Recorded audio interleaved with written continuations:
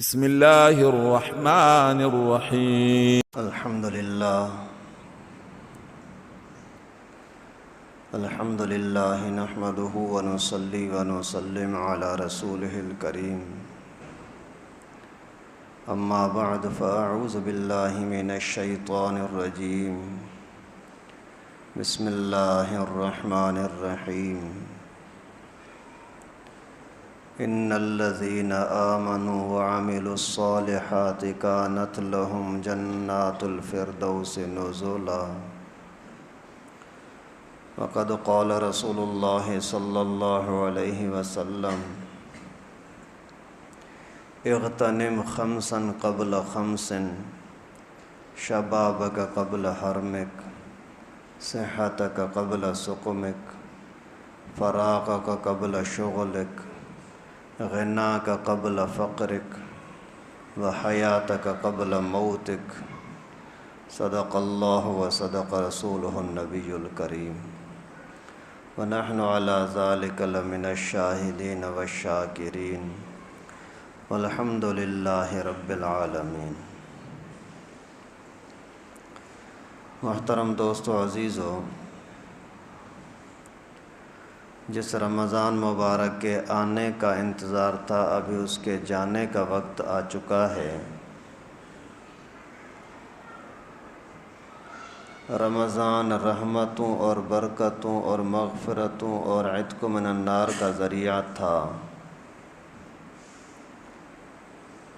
اور اسی رمضان کے اندر کئی سارے لوگ اپنے آپ کو جنتیوں کی لسٹ میں داخل کروا دیتے ہیں، اور بہت سارے لوگ اپنے آپ کو جہنمیوں کی لسٹ میں داخل کروا دیتے ہیں. اللہ رب العالمین ہم سب کی حفاظت فرمائے. انسان ہے بڑا کمزور ہے، کبھی کسی لالچ میں آ کر کے بھٹک جاتا ہے، کبھی کسی سستی کی وجہ سے بھٹک جاتا ہے، کبھی غفلت کی وجہ سے بھٹک جاتا ہے، کبھی شیطان کی وجہ سے بھٹک جاتا ہے.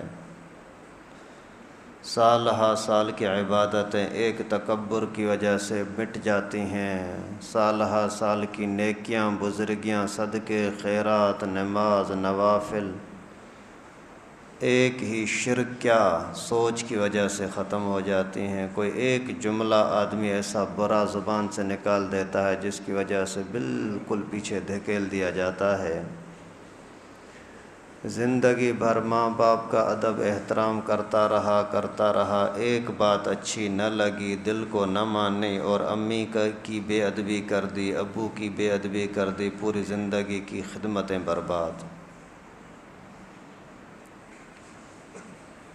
10 سال تک 20 سال تک صدقہ کرتا رہا، خیراتیں کرتا رہا، زکوٰۃیں ادا کرتا رہا. 20-30 سال کے بعد ایک مرتبہ زکوٰۃ دینے کے ٹائم پر یہ خیال آ گیا کہ لوگ مجھے واہ واہ کہیں گے، لوگ مجھے اچھا سمجھیں گے. پوری زندگی کی عبادتیں اور صدقے خیرات برباد. کیونکہ اللہ کے نبی نے فرمایا کہ جس نے نماز پڑھی اور دکھلاوا کیا تو شرک کیا، جس نے روزے رکھے دکھلاوا کیا شرک کیا، صدقہ خیرات دیا دکھلاوا کیا، لوگ مجھے دیکھیں، اس نے شرک کیا. اللہ تعالی ہمارے حال پر رحم فرمائے. انسان بڑا کمزور بھی ہے اور بڑے ہر وقت خطرے میں بھی ہے. حضرت عمر فاروق فرماتے ہیں کہ اللہ کی ذات میں امید اتنی رکھو کہ اگر یہ اعلان ہو جائے کہ صرف ایک بندہ جنتی ہے باقی سارے کے سارے جہنمی ہیں، تو بھی امید یہ رکھنی چاہیے کہ وہ جنتی میں ہوگا. اور خوف بھی اتنا ہونا چاہیے کہ اگر یہ اعلان ہو جائے کہ سارے کے سارے لوگ جنت میں جائیں گے، صرف ایک بندہ جہنم میں جائے گا، تو بھی خوف یہ رکھنا چاہیے کہ شاید وہ جہنمی میں ہو. ابھی آپ اندازہ کریں کہ حضرت عمر فاروق کوئی چھوٹا انسان تو نہیں ہے، اتنا بڑا عظیم شخص جس کے وہ اللہ تعالیٰ نے چن کر کے رسول اللہ صلی اللہ علیہ وسلم کے حوالے کیا تھا، پیغمبر کریم نے اسی کو مانگا تھا۔ علماء نے لکھا ہے اور سارے نبی پاک کے مرید تھے کہ یہ میرے پیچھے آئے، لیکن حضرت عمر نبی پاک کی مراد تھے کہ نبی پاک نے اس کو مانگا تھا۔ وہ بندہ جب ایسی بات کر رہے ہیں، حالانکہ اسی کے زمانے میں عبداللہ بن ابی جیسے منافق بھی تھے، یہودی بھی تھے، عیسائی بھی تھے، کٹر قسم کے کافر بھی تھے، نبی پاک کے دشمن بھی تھے، اس کے باوجود وہ کہتے ہیں کہ اگر یہ اعلان ہو جائے کہ سارے جنت میں ہیں ایک جہنمی ہیں تو مجھے خطرہ ہوگا کہ وہ میں ہوں۔ تو پر ہم بھائی کہاں کے کس کھاتے میں ہوں گے؟ اللہ تعالی رحم فرمائے۔ خوف بھی بہت زیادہ ہونا چاہیے، اللہ کی ذات میں امیدیں بھی بہت زیادہ ہونی چاہیے۔ یہ ان دونوں چیزوں کا، خوف اور امید کا تعلق آپ کے دل کے ساتھ، آپ کے ایمان کے ساتھ ہے۔ باقی ظاہری طور پر کرنا وہی ہوگا جن چیزوں کا اللہ نے، اللہ کے رسول نے یا آج کے علماء کرام نے آپ کو حکم دیا ہے، کرنا وہ ہے۔ امید اور خوف اللہ کے ساتھ رکھنا ہے، اور اپنے محسنوں کے ساتھ کبھی بھی بدگمانی نہ کیا کریں۔ جو آپ کو قرآن سکھا رہا ہے، دین سکھا رہا ہے، حدیث سکھا رہا ہے، اس کے بارے میں کبھی بدگمانی نہ کرنا۔ بدگمانی بڑی خطرناک چیز ہوتی ہے۔ ایک صاف واضح طور پر کوئی غلط چیز نظر آئے تو اسی کو بھی آپ صحیح سوچ میں تبدیل کرنے کی کوشش کریں، غلط نہیں۔ ہو سکتا ہے وہ چیز تیری نظر میں صحیح غلط ہو، لیکن قرآن اور حدیث کی نظر میں، علماء کی نظر میں صحیح ہو، تو آپ نے تو بدگمانی کی وجہ سے اپنا بیڑا غرق کر دیا نا۔ اور نیک لوگوں سے خصوصاً بدگمانی کرنے والا بندہ کبھی بھی یعنی سیدھے راستے پہ چل نہیں سکتا۔ آج تھوڑی سی بدگمانی کی، صرف دل میں برا سوچا، کل وہی دل والی بری سوچ آپ کی زبان پر آ گئی، زبان پر آ گئی تو سمجھو بیڑا غرق ہو گیا۔ ایک بندہ تھا، اسی کو ہمیشہ سے تہجد پڑھتا رہتا تھا۔ ایک مرتبہ اسی نے دیکھا کہ کوئی بندہ کوئی نیکی کا کام کر رہا ہے، تو اس کے دل میں یہ خیال آیا کہ یہ شاید لوگوں کو دکھانے کے لیے کر رہا ہے، حالانکہ کسی کو بولا بھی نہیں، وہ بدگمانی زبان پر بھی نہیں لایا، لیکن اسی کو دل کے اندر یہ پختہ سوچ رکھی کہ واقعی یہ اللہ کے لیے نہیں کر رہا، لوگوں کے لیے کر رہا ہے۔ اسی سے اللہ تعالیٰ نے تہجد پڑھنے کی توفیق چھین لی، صرف بدگمانی عام مسلمان سے۔ تو جہاں سے آپ کو اللہ سے، اللہ کے رسول سے، جن علماء سے آپ کو دین مل رہا ہے، کبھی بھی ان سے بدگمانی نہ کیا کریں، بہت نقصان ہوگا۔ تو امید بھی بہت زیادہ ہونی چاہیے، خوف بھی بہت زیادہ ہونا چاہیے، اور عمل بھی پابندی کے ساتھ کرنا ہے۔ یہ نہ کہ عمل نہ کرو اور امیدیں باندھو، یہ بے وقوفی ہے۔ عمل نہ نماز کی پرواہ ہے، نہ روزے کا، نہ کسی اور کا خیال رکھتا ہے، اور بولتا ہے کہ بھائی کلمہ تو پڑھا ہے نا، بس اللہ مالک ہے۔ بھائی کلمہ تو پیغمبر کریم نے نہیں پڑھا تھا، کتنی تکلیفیں کرتے تھے۔ امی عائشہ کہتے ہیں اللہ کے نبی صلی اللہ علیہ وسلم میرے پاس تشریف لائے، میرے کمرے میں آئے، میرے بستر پر تشریف لائے، اور تھوڑی دیر کے بعد مجھے فرمایا کہ عائشہ مجھے اجازت دے دے۔ میں نے عرض کیا کہ اللہ کے رسول آپ کو اجازت ہے؟ پیغمبر کریم اٹھے، وضو کیا اور نماز پڑھنا شروع کیے، پوری رات روتے رہے اور نوافل پڑھتے رہے۔ صبح کے ٹائم پر دیکھا کہ اللہ کے نبی کے پاؤں سوجے ہوئے ہیں۔ میں نے عرض کیا اللہ کے رسول آپ اپنے آپ کو اتنا تھکاتے کیوں ہیں؟ پیغمبر کریم نے فرمایا الم اکن للہ تعالی عبدا شکورا، کیا میں اللہ تعالیٰ کا شکر گزار بندہ نہ بنوں، شکر گزار بندہ نہ بنوں؟ تو اس وجہ سے آپ عبادت زیادہ سے زیادہ کرنے کی کوشش کریں، اور یہ نہیں کہ عبادت نہ کرو، مسجد میں نہ آؤ، سجدہ نہ کرو، قرآن پاک کی طرف توجہ نہیں، روزے نماز کی طرف توجہ نہیں، صدقے خیرات کی طرف توجہ نہیں، اور بڑی بڑی باتیں کرو کہ بابا میں تو بس پاس ہوں۔ ایسے پاس نہیں ہوتا بھائی۔ ظاہری لحاظ سے آپ صحیح کرو، علم ہے تو اپنے علم کے مطابق، علم نہیں ہے تو علماء سے پوچھ کر آپ صحیح کام کرو، پھر اللہ کے حوالے کرو، قبول کرنے والا اللہ۔ لیکن اگر علم بھی نہیں ہے، پوچھتے بھی نہیں ہے اور غلط کر رہے ہو تو پھر تو پکڑ ہوگی نا۔ اگر مولوی نے آپ کو غلط بتایا، آپ نے پھر غلط کیا تو بھی گناہ نہیں ہوگا، لیکن اگر اپنی سوچ کے اعتبار سے آپ نے کیا پھر غلط ہوگا تو پھر اس کی پکڑ ضرور ہوگی۔ اس وجہ سے ہر قدم پھونک پھونک کر کے اٹھائیں۔ اللہ تعالیٰ نے انعامات کتنے دیے ہیں یار، ہم ان انعامات کا شکر ادا نہیں کر سکتے، بدلہ نہیں دے سکتے، کم از کم اس کے حکموں کو مانیں تو صحیح۔ ان الذین آمنوا وعملوا الصالحات کانت لہم جنات الفردوس نزلا۔ جو لوگ بھی ایمان بھی لے آئیں، اچھا عمل بھی کریں، ایمان بھی ہو، اچھا عمل بھی ہو، یعنی دل بھی صاف ہو، کردار بھی صاف ہو۔ عمل الصالحات کا مطلب ہوتا ہے کردار کا صاف ہونا، کردار بھی صاف ہو، ایمان بھی ہو، تو پھر آپ کے ایک ایک عمل کے اوپر جنت الفردوس ملے گی اور مہمان کی طرح ملے گی۔ جیسے مہمان ہوتا ہے نا، اس کو خوش کرنے کے لیے میزبان کی بہت زیادہ کوشش ہوتی ہے کہ میں اس کو خوش کروں، تو قیامت کے دن اللہ رب العالمین میزبان بنیں گے، جنتی مہمان بنے گا، آپ لوگ مہمان بنیں گے، انسان مہمان بنے گا۔ یہی انسان اگر لاپرواہی کرتا ہے تو پھر جہنم کا جہنمی، آگ میں جلنے والا نہیں، جہنم کا ایندھن بنے گا۔ وقودھا الناس والحجارہ۔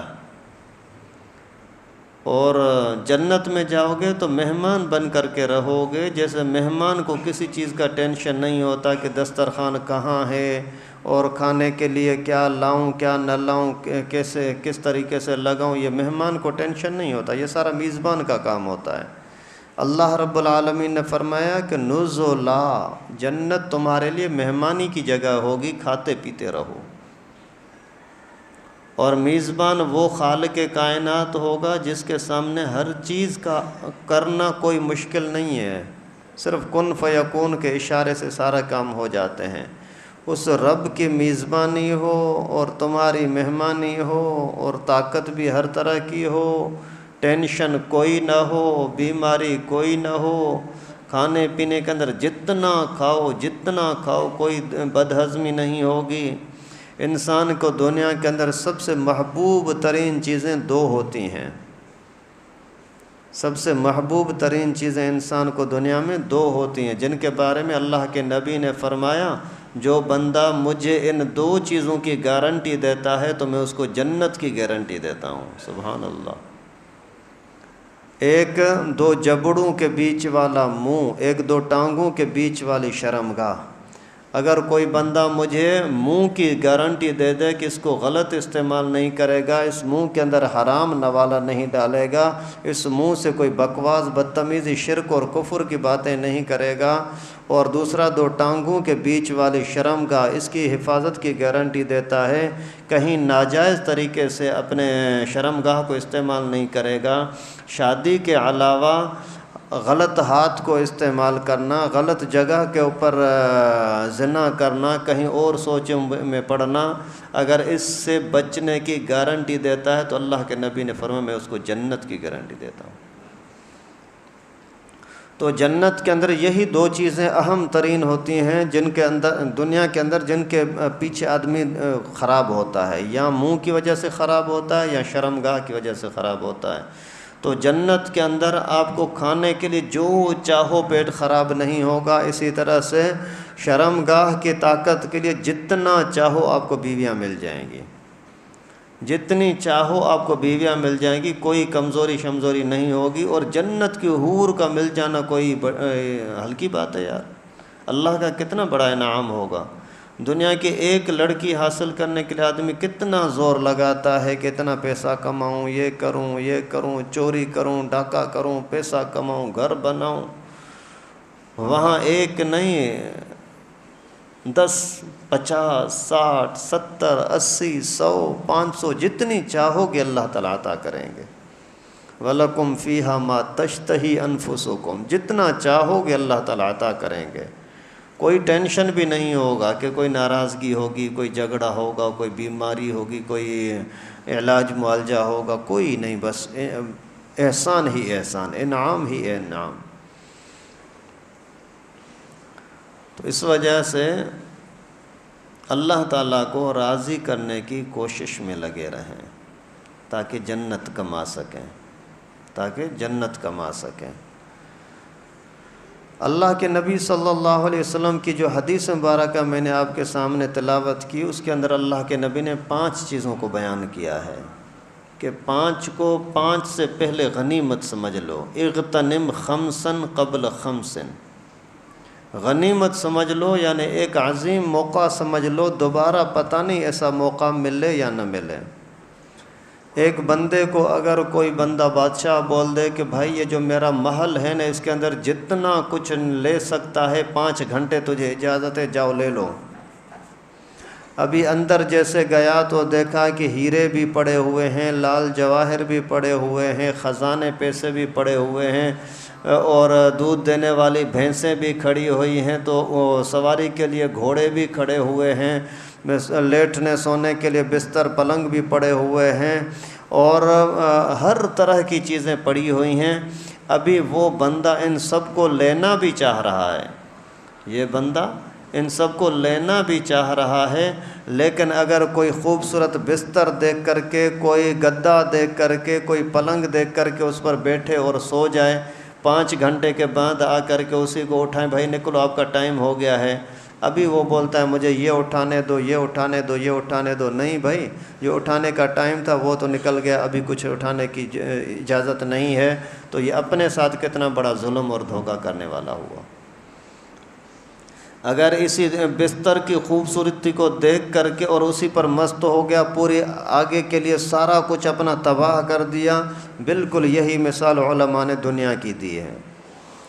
دنیا کے اندر آپ کے لیے سبحان اللہ کہنے پر بھی جنت میں بنگلے بن سکتے ہیں، الحمدللہ کہنے پر بھی ایسا ہو سکتا ہے، لا الہ الا اللہ کہنے پر، اللہ اکبر کہنے پر، نماز پڑھنے کے اوپر، روزہ رکھنے کے اوپر اور صدقہ خیرات کرنے کے اوپر آپ کے لیے اللہ تعالیٰ نے اتنے بڑے انعامات بنا کے رکھے ہیں، لیکن یہ سارا موقع دنیا کے اندر ہے، یہ غنیمت دنیا کے اندر ہے۔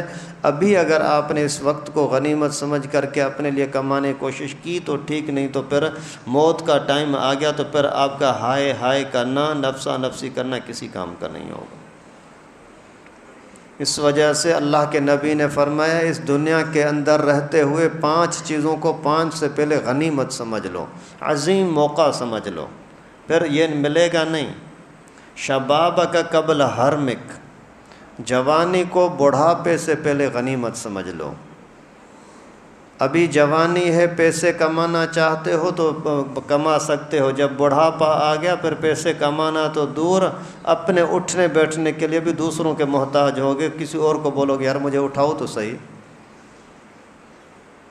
جوانی کو غنیمت سمجھ لو بھائی، جو کام آپ جوانی میں کر سکتے وہ بڑھاپے میں نہیں کر سکتے۔ جوانی کے اندر آپ علم حاصل کرنا چاہو کر سکتے ہو، کما کر کے صدقہ خیرات کرنا چاہو کر سکتے ہو، یہاں تک کہ تمہارے لیے انعام اکرام ہوگا کہ اگر جوانی کے اندر آپ 1000 روپیہ کما رہے ہو، اس میں سے 100 روپیہ اگر خیرات کر رہے ہو، تو پھر بڑھاپے کے اندر آپ 1000 روپیہ نہیں کما سکتے، تو اللہ تعالیٰ آپ کو اسی 100 روپے کا اجر اور ثواب اسی بڑھاپے میں بھی روزانہ عطا کریں گے، کیونکہ آپ جوانی کے اندر جب طاقت تھی تو کر رہے تھے نا۔ اس وجہ سے اسی جوانی کو غنیمت سمجھ لو، جو کچھ بنانا ہے کرنا ہے ابھی کر لو، جب بڑھاپا آ گیا نا پھر آپ کے ہاتھ بھی کانپنے لگیں گے، تو آپ کی زبان بھی اتنی تیزی کے ساتھ نہیں چلے گی، آنکھیں بھی اتنا کام نہیں کریں گی، آپ کے ہاتھ پاؤں کے اندر اتنی طاقت نہیں ہوگی۔ جو کچھ کرنا ہے بھائی ابھی کر لو۔ بڑھاپے کے اندر اگر امام صاحب بولیں کہ بھائی دعائے قنوت یاد کر لو، سائیں میرے دماغ پہ نہیں چڑھ رہی، میرے زبان پہ نہیں چڑھ رہی، کیونکہ ابھی آپ کے دماغ میں ضعف آ گیا ہے، کمزوری آ گئی ہے۔ بھائی السلام علیکم یہ لفظ تو کہو، وہ کہنا نہیں آتا۔ صلی اللہ علیہ وسلم یہ تو صحیح پڑھ کر کے سناؤ، یہ پڑھنا نہیں آتا۔ کیوں یار؟ بڑھاپا ہے، زبان اس کی طرف جاتی نہیں ہے۔ جوانی میں بھائی جو کچھ کرنا ہے کر لو۔ فراغک قبل شغلک، فراغت کا ٹائم ملا ہے تو مشغولی کے وقت سے پہلے اس کو غنیمت سمجھ لو۔ آج اللہ تعالیٰ نے آپ کو موقع دیا ہے، 2 گھنٹے 4 گھنٹے روزانہ مل رہے ہیں تو ذکر کرو، تلاوت کرو، اللہ اللہ کرو، کسی مجبور کی مدد کرو، کسی کمزور کا ساتھ دو۔ کل شاید ایسا ٹائم آ جائے کہ آپ کو کوئی وقت ملے نہ، آپ بہت زیادہ مشغول ہوں اور کوئی بھی آپ ٹائم نکالنا بھی چاہو اور نکال نہ پاؤ۔ اس وجہ سے ابھی جتنا کچھ کر سکتے ہو کرو۔ جیسے دنیا کمانے کے لیے اگر 1 گھنٹے کا ٹائم ملتا ہے، جلدی سوچتے ہیں یار ابھی فلاں کے ساتھ ملاقات کر کے آؤں، فلاں سے مشورہ کر کے آؤں، فلاں منڈی میں جا کر کے سامان دیکھ کر کے آؤں کہ یہ جو میرے دکان میں سامان بک رہا ہے یہ سستا مل رہا ہے، مہنگا مل رہا ہے، جہاں سے سستا ملے گا وہ لوں گا۔ ایسا کرتے ہیں نا سارے لوگ۔ اگر پتہ لگ جائے کہ بابا آج یہ فشری کے اندر وہ سمندر کے فلاں کنارے میں مچھلی آئی ہے، اور ماڑوں کی طرف مچھلی آئی ہے، اور کیٹی بندر کی طرف مچھلی آئی ہے، اسی ٹائم پر بھاگتے ہیں۔ بابا جلدی جلدی خلاصی تیاری کرو، وہاں جانا ہے، ابھی وہاں ہوگی نہیں ہوگی، رکی رہے گی، بھاگ جائے گی، نیچے چلی جائے گی، کچھ پتہ نہیں ہے، لیکن جلدی سے پیسے نہیں ہے یار ادھار لے لو کسی سے، ڈیزل کا خرچہ کرنا ہے، یہ کرنا ہے، کھانے کا خرچہ کرنا ہے، اتنی ساری تکلیفیں کر کے دوڑتے ہیں، بھاگتے ہیں اور وہاں جا کر کے پہنچتے ہیں۔ کیوں؟ اس لالچ کے اندر کہ ابھی ٹائم نکالنا ہے اور وہاں سے روزی کمانی ہے، پیسہ کمانا ہے۔ تو اگر اسی طریقے سے یہی جذبہ ہمیں دین کمانے کے لیے، نیکی کمانے کے لیے ہو تو اور کیا چاہیے، لیکن وہاں یہ ہمیں جذبہ ہی نہیں ہے۔ اپنی فراغت کو اپنے لیے غنیمت نہیں سمجھتے۔ بہت سارے ساتھی ہوتے ہیں جو روزانہ کام کرتے ہیں کسی آفس میں، کسی دکان میں، تو کوئی گھر کا کام ہوتا ہے تو انتظار میں رہتے ہیں، یار اتوار کو میری چھٹی آئے گی، فلاں تاریخ کو میری چھٹی آئے گی، اسی چھٹی کے دنوں میں گھر کے یہ کام کر لوں گا۔ ایسا ہی کرتے ہیں۔ تو اسی طرح سے کبھی یہ بھی سوچ رکھی ہے کہ میرا ایک پارہ قرآن پاک کا کم ہو گیا ہے اور میں فلاں دن جو چھٹی ہوگی اسی دن یہ پورا کر لوں گا۔ وَصِحَّتَكَ قَبْلَ سُقْمِكَ، اللہ کے نبی نے فرمایا کہ اپنی صحت کو، تندرستی کو بیماری سے پہلے غنیمت سمجھ لو۔ اپنی تندرستی کو بیماری سے پہلے غنیمت سمجھ لو۔ بیماری کے اندر اٹھنے بیٹھنے کی طاقت نہیں ہوگی، اس وجہ سے ابھی جتنا وقت اللہ تعالیٰ نے آپ کو صحت دی ہے تو صحت کے اندر کام کر لو۔ بعد میں تو سجدے کی بھی توفیق چھن جائے گی۔ گھٹنوں میں درد ہے، سجدہ نہیں کر سکتا، کمر میں درد ہے، سجدہ نہیں کر سکتا، آنکھوں میں تکلیفیں، ڈاکٹر نے سجدے سے منع کیا ہے۔ جوانی ہے، جتنا کچھ کر سکتے ہو کرو، سستی نہ کرو۔ آگے پر ایسا وقت آ سکتا ہے کہ آپ کے اندر ایسی بیماریاں آ جائیں، ایسا ضعف اور کمزوری آ جائے آپ کو یہ کام کرنے کی ہمت نہ ہو۔ صحت کو سقم سے پہلے، بیماری سے پہلے، کمزوری سے پہلے غنیمت سمجھ لو۔ جو کچھ کرنا ہے کر گزرو۔ اگر رشتہ داروں کے پاس جانا ہے ابھی جوانی میں کر لو، بڑھاپے میں کوئی آپ کو لے نہیں جائے گا۔ صدقہ خیرات کرنا چاہتے ہو ابھی سے کما لو، کما کر کے صدقہ خیرات کرو، ابھی کر سکتے ہو۔ بڑھاپے کے اندر آپ خود دوسروں کے محتاج ہوگے، کہاں سے کماؤ گے؟ پھر قیامت کے دن حسرت کرو گے کاش کہ مجھے بھی پیسہ ہوتا، کاش بھی میں بھی کسی کے اوپر خرچہ کرتا، تو آج جو مالدار لوگوں کو درجات ملے ہیں وہ کاش مجھے بھی مل جاتے۔ تو یہ کر سکتے تھے جوانی کے اندر، لیکن لوگ جوانی میں مست ہوتے ہیں، مولویوں سے دور ہوتے ہیں، اس طرح کی باتیں سنتے نہیں ہیں۔ پھر جب بڑھاپا ہوتا ہے پھر مسجد میں آتے ہیں، پھر مولوی صاحب کی بات سنی، بھائی صدقہ کرنے کا اتنا ثواب ہے، وہ کہتے ہیں ارے یار ابھی تو میرے پاس پیسہ ہی نہیں ہے، جب پیسہ تھا تو پتہ ہی نہیں تھا، جب پیسہ تھا تو تمہیں پتہ نہیں تھا، آؤ گے نہیں تو کیسے پتہ لگے گا، اور جب پتہ لگا ہے تو طاقت نہیں ہے، پھر کیسے آپ صدقہ کرو گے؟ صدقہ کرو۔ صدقہ بھی بہت بڑی عظیم نعمت ہے۔ علماء نے لکھا ہے کہ اللہ کی قدرت دیکھو، آدمی پیسے پر جنت کما سکتا ہے۔ عام طور پر تو یہی ہے نا کہ پیسے پر جنت نہیں ملتی، اپنے مال، اپنے اعمال پر جنت ملے گی، لیکن وہی پیسہ اگر دنیا میں ہی خرچہ کر لو تو آپ کو جنت مل جائے گی، آخرت میں پیسے شیسے کا کام نہیں چلے گا۔ من بنا للہ مسجدا بنا اللہ لہ بیتا فی الجنہ، اللہ کے نبی نے فرمایا جس نے دنیا کے اندر مسجد بنائی تو اللہ تعالیٰ اس کے لیے جنت میں گھر بنائیں گے۔ ابھی پیسے پر مسجد بنتی ہے نا، تو مسجد کے لیے آپ نے پیسہ دیا، جنت میں آپ کو مکان مل گیا، گھر مل گیا۔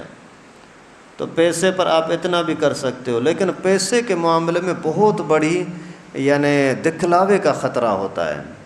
آدمی ظاہر کر کے پیسے دیتے ہیں، یہ ثواب نہیں گناہ ہوتا ہے، گناہ نہیں شرک ہوتا ہے۔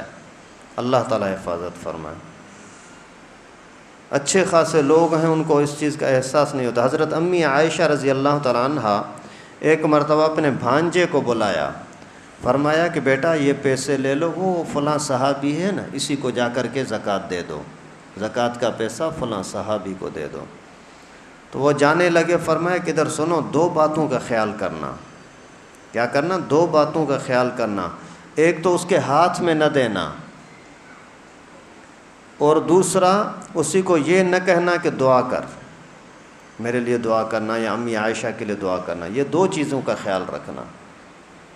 وہ گیا، امی کا حکم تھا، خالہ کا حکم تھا، چلا گیا، جا کر کے دیکھا کہ وہ بیٹھے ہوئے ہیں، تو وہ جیسے ہی اس کے ساتھ ملاقات کی، گپ شپ لگائی، تھوڑی دیر بیٹھنے کے بعد، حال حوال کرنے کے بعد، وہ جس چادر پر بیٹھے ہوئے تھے، مصلے پر بیٹھے ہوئے تھے، اس کے نیچے پیسے رکھ کر کے واپس آ گئے۔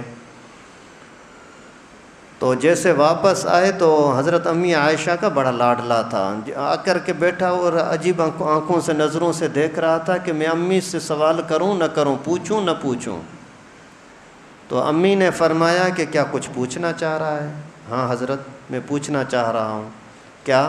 حضرت آپ نے مجھے یہ چیزوں کا حکم کیوں دیا کہ اسی کو ہاتھ میں نہ دینا، اور دوسری بات یہ کہ اسی کو دعا کا نہ کہنا۔ ابھی یہ استانی، امت کی استانی، رسول اللہ صلی اللہ علیہ وسلم کی محبوبہ، پیغمبر کریم کے دین کو سب سے زیادہ آگے پہنچانے کے اندر علمی کردار ادا کرنے والی عورت، وہ کہتی ہیں کہ دکھلاوا شرک ہے، دکھلاوا شرک ہے، اور دکھلاوے کے اندر سامنے کا دل دکھتا ہے۔ جب کسی کا دل دکھا تو پھر ثواب کی امید نہیں رکھنی ہوتی۔ میں نے اس لیے آپ کو بولا کہ اسی کو ہاتھ میں بھی نہ دینا، ہاتھ میں دو گے تو وہ لوگوں کے سامنے جب جیب میں ڈالے گا نا تو لوگوں کو پتہ تو لگے گا نا، آپ کے دل میں یہ تو آئے گا نا کہ اس نے اس کو پیسہ دیا ہے۔ تو دینے والے کا ایک طرح سے بڑا ہونا یہ سمجھ میں آئے گا، اس وجہ سے اسی کے سامنے نیچے رکھ دیا کرو۔ میں ایک مرتبہ بیر شریف میں گیا تھا، وہاں بھی میں نے دیکھا کچھ لوگ حضرت سے ملاقات کرتے، مسئلے وغیرہ پوچھتے، حضرت یہاں مصلی پر بیٹھے ہیں، یہاں آ کر کے نیچے رکھ کر کے چلے گئے۔ اور دوسری بات میں نے آپ کو یہ کہی تھی کہ ان کو یہ نہ کہنا کہ میرے لیے دعا کرنا، کیونکہ اس کا ہمارے اوپر احسان ہے کہ ہماری زکوٰۃ، جب پیسہ زکوٰۃ کا اس کو دیا تو ہمارا مال پاک ہو گیا، ہمارا مال پاک ہو گیا۔ تو ہمارے مال کو اگر کوئی پاک کرتا ہے تو اس کا ہمارے اوپر احسان ہے نا۔ میرے کپڑے کو اگر کوئی صاف کر کے دے دے تو اس کا میرے اوپر احسان ہے، تو میرے مال کو اگر کوئی صاف کرے تو اس کا بھی میرے اوپر احسان ہے۔ یہ جو غریب لوگ ہیں نا، یہ اگر آپ کے زکوٰۃ کو قبول کرتے ہیں، مدرسے والے اگر آپ کے زکوٰۃ کو، آپ کے صدقے کو، خیرات کو، پیسے کو، ہدیے کو، گفٹ کو قبول کرتے ہیں، تو یہ آپ کے اوپر ان کا احسان ہے کہ آپ کے مال کو برکت کا ذریعہ بھی بناتے ہیں تو پاک صاف بھی بناتے ہیں۔ اور آگے پھر اللہ کے نبی صلی اللہ علیہ وسلم نے فرمایا کہ وَغِنَاكَ قبل فقرك، امیری کو غریبی سے پہلے غنیمت سمجھ لو۔ آج اللہ تعالیٰ نے دیا ہے، خرچ کرو، نہیں تو پھر فقر آ گیا، غریبی آ گئی تو پھر آپ اپنے آپ ہی کو روتے رہو گے کہ کاش میں یہ کرتا، کاش میں یہ کرتا، لیکن کچھ کرنے کا موقع نہیں ملے گا۔ جوانی میں آپ سب کچھ کما سکتے ہو، بڑھاپے کے اندر کچھ کما نہیں سکو گے، جو ہوگا وہ بھی خرچہ ہو رہا ہوگا۔ اگر نہیں ہوگا تو بیٹوں کے سامنے محتاج ہونا پڑے گا، بیٹوں سے بھیک مانگنی پڑے گی، بیٹا مجھے تو دو۔ آج کل پھر بیٹوں کا حال بھی تو دیکھتے ہو نا۔ تو مال اللہ تعالیٰ نے دیا ہے وہ بھی اللہ کے نام پر خرچ کرو، جتنا کر سکتے ہو، اپنی محبت کے ساتھ، اپنی محبت کے ساتھ اللہ کے لیے خرچہ کرو، کسی پر احسان نہیں۔ اور آخری بات پیغمبر کریم صلی اللہ علیہ وسلم نے فرمایا وَحَيَاتَكَ قَبْلَ مَوْتِكَ، اپنی زندگی کو موت سے پہلے غنیمت سمجھ لو۔ زندگی ہے تو سب کچھ ہے، زندگی گئی تو کچھ بھی نہیں، اور زندگی جانی ہے، اس میں بھی کوئی شک نہیں ہے۔ زندگی جانی ہے، اس میں کوئی شک نہیں ہے، موت کا آج تک کوئی انکاری نہیں ہے۔ بڑے سے بڑا کافر ہو، سرکش ہو تو بھی مرا، بڑے سے بڑا کوئی اللہ والا ہو، اللہ کا نیک ولی بزرگ ہو تو بھی دنیا سے آگے تشریف لے گیا۔ جانا ہوگا، جب جانا ہے تو زندگی میں جو کچھ کرنا ہے وہ کر لو۔ اللہ تعالیٰ سے دعا ہے کہ اللہ پاک ہم سب کو ہر طرح کی لغزشوں سے، گناہوں سے، نافرمانیوں سے بچنے کی توفیق نصیب فرمائے۔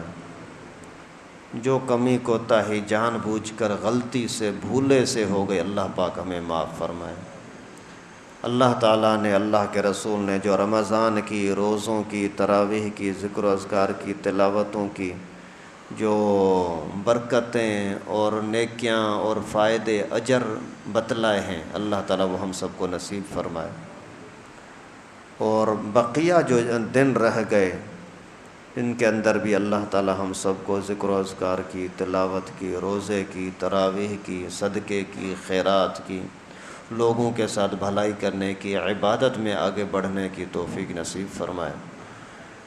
ابھی باقی جو چند دن بچے ہیں ان کے اندر جو کام آپ کے رہ گئے ہیں، قرآن پاک کے اندر اگر کوئی کمزوری کی ہے تو اس کو زیادہ اسپیڈ بڑھا دیں، اور اگر ذکر و اذکار کے اندر کوئی کمی کی ہے تو اس کو زیادہ کرنے کی کوشش کریں۔ صدقہ خیرات کے اندر اگر کمی ہوئی ہے تو اس کے اندر اضافہ کر لیں۔ اگر دعاؤں کے اندر کچھ کمی کی ہے تو دعاؤں کے اندر اضافہ کر لیں۔ اللہ تعالیٰ سے دعا مانگیں۔ اسی طرح سے فطرہ ہے، عید کی تیاری ہے، عید کی نماز ہے، اور عید کے دن کے لیے اپنے پڑوسی غریبوں پر تھوڑا سا نظر رکھو، ان کا پتہ نہیں کیسے گزارا ہو رہا ہے۔ آپ کو اگر طاقت ہے تو ان کی کسی نہ کسی طریقے سے مدد کرو، اگر آپ کو طاقت نہیں ہے کسی اور کے ذریعے سے آپ ان کی مدد کر سکتے ہو تو بھی کرو۔ بہت سارے ایسے لوگ ہیں جو اپنے بڑے مالدار لوگوں سے کوئی راشن وغیرہ لے کر کے غریبوں میں تقسیم کرتے ہیں، یہ بہت بڑا عظیم ثواب ہے۔ اسی طریقے سے اگر ان غریبوں کو کپڑے دلا سکتے ہو، کوئی پیسے دلا سکتے ہو، کوئی راشن پانی دلا سکتے ہو، اس کو کرنے کی کوشش کرو۔ پیسہ دوسرے کا ہوگا، کھانے والا دوسرا ہوگا، آپ کو سفارش کرنے کی وجہ سے، تھوڑی سی زبان چلانے کی وجہ سے مفت میں اللہ تعالیٰ اجر اور ثواب عطا کریں گے۔ اللہ رب العالمین سے دعا ہے کہ ہم سب کو پوری زندگی سنت کے مطابق گزارنے کی توفیق نصیب فرمائے۔ جو بھی گناہ، کسی بھی طرح کے گناہ ہوئے، غلطیاں ہوئیں، اللہ رب العالمین معاف فرمائے۔ وآخر دعوانا ان الحمد للہ۔